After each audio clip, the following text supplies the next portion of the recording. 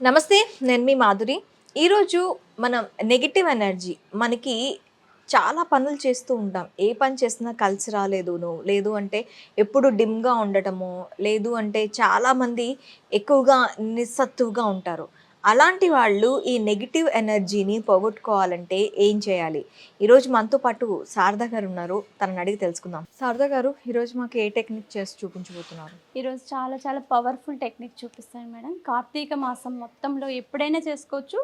విడి విడి భాగంలో కూడా చేసుకోవచ్చు. మనం కార్తీక మాసం 11 నెలలు వెయిట్ చేస్తే గానీ మనకు కార్తీక మాసం రాదు. ప్రస్తుతం కార్తీక మాసం నడుస్తుంది కాబట్టి నడుస్తుంది. అలా ఎవరికైనా కన్వీనియంట్ ఉంది అనుకోండి, ఈ నెల రోజుల్లో ఏదో ఒక రోజు నుంచి స్టార్ట్ చేయండి. హ్మ్. అలా కాదు అనుకున్న వాళ్ళు ఎప్పుడైనా చేసుకోవచ్చు. ఓకే. కార్తీక మాసానికి చాలా పవర్ ఉంటుంది. అందులోనూ మనం శ్వేతార్ఘ గణపతి గురించి చెప్తున్నాం కాబట్టి, ఈ శ్వేతార్ఘ గణపతి ఎలా ఆవిర్భవిస్తాడు, మనం ఈయన్ని పూజించడం వల్ల మనకు జరిగే రియల్ లైఫ్ స్టోరీ కూడా చెప్తాను. మీరు చూడండి, ఇది ఎవరికో జరగలేదు, మా ఫ్యామిలీలోనే జరిగింది. చాలా మెరాకిల్స్ చేస్తారు. ఈ ఈ పవర్ఫుల్ టెక్నిక్ ద్వారా ఎవరికైనా ఎలాంటి ప్రాబ్లం ఉన్నా మన వీడియో ద్వారా వాళ్ళందరికీ మంచి చేకూరాలని ఈ మంచి టెక్నిక్ చెప్పాలనుకున్నాను మేడం. మనం శ్వేతార్ఘము అంటే ఏమంటారు మేడం? జిల్లేడు చెట్టునే శ్వేతార్ఘము అని అంటారు. హ్మ్. జిల్లేడు చెట్టు కొన్ని సంవత్సరాలు పుట్టి పెరిగేటప్పుడు అది గణేషుని యొక్క ఆకారాన్ని తీసుకొస్తుంది. ఓకే. గణేశుడు న్యాచురల్‌గా అందులో శ్వేతార్ఘంలో తయారైపోతాడు. ఆ శ్వేతార్ఘం దొరికిందనుకోండి, మనం తెచ్చి తెల్ల పూజించుకున్నామనుకోండి, జిల్లేడు తెల్ల చెట్టు. జిల్లేడు మొక్కలో కొన్ని సంవత్సరాలు పాత పడిపోతుంది కదా!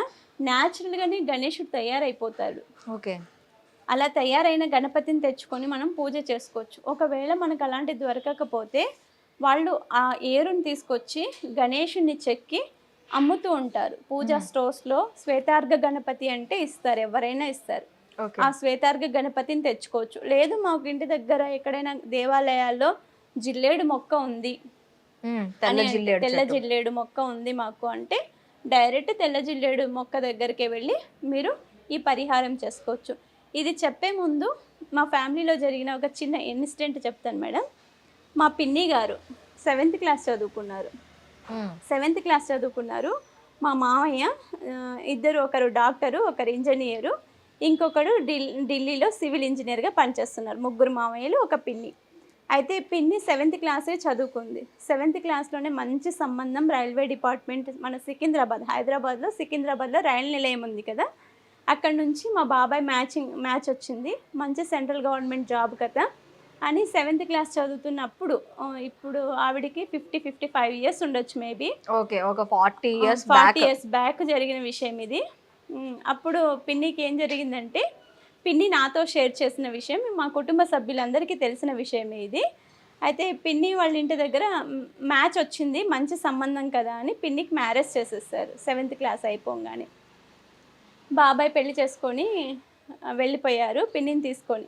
పిన్ని ఏ ఇంటికైతే వెళ్ళిందో ఆ ఇంటి దగ్గర శ్వేతార్ఘం మొక్క ఉంది. హ్మ్. ప్రతిరోజు పిన్ని అంటే దానికి వాటర్ వేయడము, పూజ చేయడం. వాటర్ వేయడం బ్రహ్మ ముహూర్తంలో అర్లీ మార్నింగే లేస్తుంది. బాబాయ్‌కి బాక్స్ కట్టాలి కాబట్టి అర్లీ మార్నింగే లేసేదంట. లేసే ముందే అంతా స్నాన కార్యక్రమాలు చేసుకొని శ్వేతార్ఘం దగ్గరికి వెళ్ళి ప్రదక్షిణ చేసి, నీళ్లు పోసి దీపం పెట్టుకునేదంట. అయితే ఒకరోజు ఒక మిరాకిల్ జరిగింది మా పిన్ని విషయంలో. సడెన్‌గా ఒక లెటర్ వచ్చింది. హ్మ్. ఇన్ సేల్స్ టాక్స్ డిపార్ట్‌మెంట్‌లో గవర్నమెంట్ జాబ్ వచ్చింది. అది మా పిన్నికి తెలియదు. ఒక పోస్ట్ మ్యాన్ వచ్చాడు.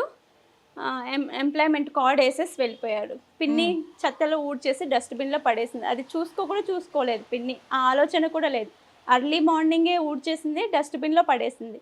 మావయ్య ఫోన్ చేశారు. ఇలా నీకు కాల్ లెటర్ వచ్చింది. నాకు మెసేజ్ వచ్చింది.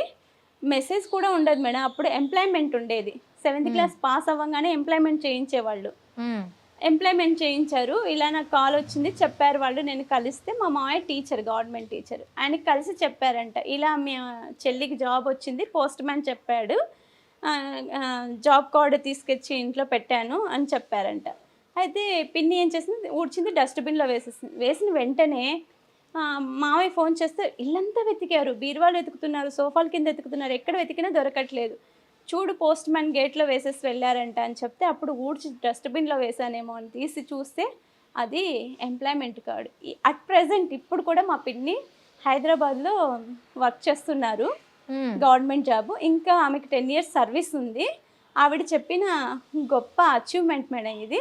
ఇది ఆవిడ విషయంలోనే కాదు, నా విషయంలో కూడా జరిగింది. మా అన్నయ్యకి సడన్గా క్యాన్సర్ వచ్చింది. మా ఫాదర్ నేను 10th క్లాస్ చదువుతున్నప్పుడు చనిపోయారు. మా అన్నయ్యకి ఒక కోరిక, నేను బాగా చదువుకోవాలి, బాగా చదువుకునేంత వరకు పెళ్లి చేయకూడదని. నేను ఎంఎస్సి బిఎడ్ దాకా చదివించాడు. నా గ్రూప్స్ సివిల్ కోచింగ్ పంపించారు, అనంతపూర్ స్టడీ సర్కిల్లో కోచింగ్ పంపించారు. అక్కడ సార్ పిలిచి మీ అమ్మాయి బాగా చదువుతుంది, హైదరాబాద్లో కోచింగ్ ఇప్పించమంటే నన్ను హైదరాబాద్ తీసుకొచ్చారు. ఆర్సి రెడ్డి హైదరాబాద్లో జాయిన్ చేశారు. చేస్తే మా అన్నయ్య క్యాన్సర్ సడన్గా రావడంతో మా ఫాదర్ చనిపోయారు. నాకు ఏదైనా అయితే నా సిస్టర్ లోన్లీ అయిపోతుంది, ఎవరు చూస్తారని పెళ్లి చేద్దాం, పెళ్లి చేసుకున్న తర్వాత చదివించుకుందాంలే అనుకున్నారు. నాకు సంబంధాలు చూస్తుంటే మా పిన్ని చెప్పింది, అమ్మ ఇట్లా బాధపడుతుంది, నీకు పెళ్లి సంబంధాలు మంచి మంచి వస్తున్నాయి, ఏదో ఒకటి నీకు నచ్చింది సెట్ అవ్వాలి అంటే నువ్వు కూడా ఇలా శ్వేతార్గానికి పూజించు అని చెప్పింది. నేను రోజు వెళ్ళి గుడికి వెళ్ళి శ్వేతార్గానికి పూజించాను. మా ఊర్లో శివాలయం ఉంది, ఆ శివాలయంలో చేశాను. ఏ శివాలయంలో వెళ్ళి నేను శ్వేతార్గాన్ని పూజించానో అదే శివాలయంలో నాకు పెళ్ళయింది మా హస్బెండ్ తోటి. చాలా మంచి సంబంధం వచ్చింది మేడం, చాలా అంటే చాలా మంచి సంబంధము. మా అన్నయ్యకి డ్రీమ్ అన్నమాట, నా చెల్లికి వచ్చే హస్బెండ్ డ్రింకర్ ఉండకూడదు, స్మోకర్ ఉండకూడదు, లంచాలు తీసుకునే డిపార్ట్మెంట్ నుంచి ఉండకూడదు అని. మా అన్నయ్య ఏ విధంగా అయితే కలగన్నారో అదే విధమైనటువంటి అంతే గొప్ప సంబంధం వచ్చి నాకు వివాహమైంది. ఇలాంటి ఎవరికి ఏ ప్రాబ్లమ్స్ ఉన్నా కూడా శ్వేతార్గాన్ని పూజించండి. శ్వేతార్గము లేదు అనుకోండి, ఇలాంటి శ్వేతార్గ గణపతిని తెచ్చుకొని మీ విషయం ఉందో ఇలాంటి వైట్ పేపర్ మీద రాసుకోండి. మీకు పెళ్ళికి సంబంధమా, వివాహ సంబంధాల కోసం చేస్తున్నారా, లేకపోతే ఉద్యోగం కోసం చేస్తున్నారా, డబ్బు కోసం చేస్తున్నారా, దేనికోసం చేస్తున్నారా, ఇలాంటి వైట్ పేపర్ మీద రాసుకొని ఫోల్డ్ చేసుకోండి. మన విష్ కనిపించుకోకుండా ఫోల్డ్ చేసుకోండి. మన మనీ అబండెన్స్కి, ధన ప్రాప్తికి బాగా పనిచేస్తుంది అనుకున్నాం కదా, దాంట్లో ఈ విష్ కనిపించుకోకుండా ఇప్పుడు ఇలాంటివి మనకు చాలా దొరుకుతున్నాయి. ఇలా ఉన్న దాంట్లో మనము ఈ విష్ని పంపించేసేయాలి. దీన్ని ఇన్సర్ట్ చేసేయండి, మీరు దీని లోపల పెట్టేసేయండి, ఎలాగైనా కానీ దీని లోపల పెట్టేసేయండి. ఒక రౌండ్గా చుట్టి దీనిలో పెట్టేసేయండి. దీంట్లో పెట్టి ఇలా పూజా మందిరం ఉంటుంది కదా, ఆ పూజా మందిరంలో మనము ఉంచేసేయండి. ఇలా చూడండి, ఇలా దాల్చిన చెక్క మన ఇంట్లో ఉంటుంది కదా, మనం విష్ రాసుకొని ఉంటాం కదా, ఆ విష్ని మనము ఈ దాల్చిన చెక్కలో ఇలా పెట్టేసేయండి. ఇలా పెట్టేసి ఒక 11 వారాలు మీ మనసులో ఉన్నటువంటి సంకల్పం చెప్పుకొని మీ కోరికను చెప్పి శ్వేతార్గ గణపతి దగ్గర పెట్టేసి ధూపదీప నైవేద్యాలు పెట్టి ఒక బెల్లం ముక్కని ప్రసాదంగా పెట్టేసేయండి. 100% మీరు చేస్తున్న 11 వారాల్లోనే మీరు అనుకున్న కోరికలన్నీ నెరవేరుతాయి. ఇది మంచి టెక్నిక్ మేడం, అందరికీ జరిగింది, మన వీవర్స్ కూడా జరగాలని మనస్ఫూర్తిగా చూపిస్తున్నాను. ఓకే, అంటే ఇప్పుడు అలా దాల్చిన చెక్క అందరికీ అలా మనకి చుట్టూ దొరికింది ఉండదు, అలాంటి వాళ్ళు ఏం చేయాలి? అలా దొరకని వాళ్ళు ఈ పేపర్లో మనం ఏదైతే విష్ అనుకున్నామో ఇలా చిన్న ముక్కగా దొరికింది అనుకోండి. ఫర్ ఎగ్జాంపుల్ ఇలా దీన్నే ఒక ముక్కగా దొరికింది అనుకోండి. ఇలా ముక్క దొరకకపోయినా దీంట్లో పెట్టి కానీ, లేకపోతే దీన్ని ఇలా పెట్టి కానీ ఒక దారంతో కట్టేసైనా పెట్టేయచ్చు. ఒక దారంతో ఇలా కట్టేసైనా పెట్టేయచ్చు. Okay ma'am, thank you very much.